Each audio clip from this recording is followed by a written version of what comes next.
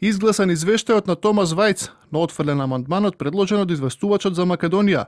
Вториот протокол кон договорот за добрососедство со Бугарија остане во годинашниот извештај на Европскиот парламент. Европратениците со големо мнозинство не прифатија бришење на ставот 73 од резолуцијата, со кој се повикува Историската комисија да постигне јасни резултати со тоа што ќе базира својата работа на објективни и автентични историски извори и документи. Текстот го вклучува и концептот на заедничка историја. Известувачот за Македонија, Томас Вајц, вели дека извештајот јасно покажува каде има подобрувања, но и каде има недостатоци.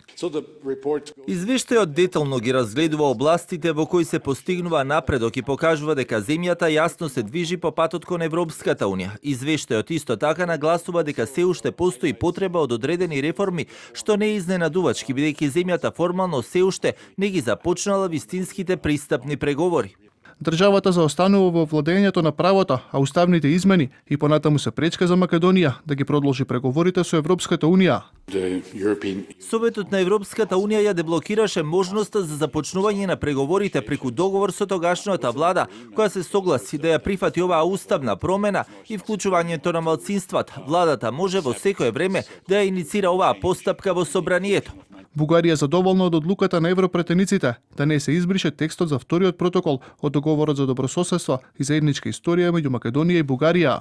Европскиот парламент го одобри извештајот за Северна Македонија. Не успеа обидот на Вајц да се избрише текстот за вториот протокол.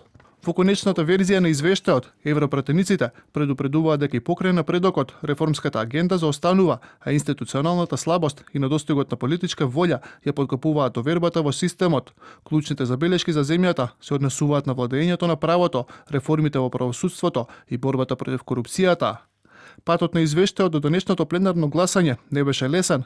Документот помина низ жестоки дебати во Брисел. Првично, гласањето во матичниот комитет за надворешни работи беше одложено на барање на самиот Вајц поради притисоци од бугарските европратеници.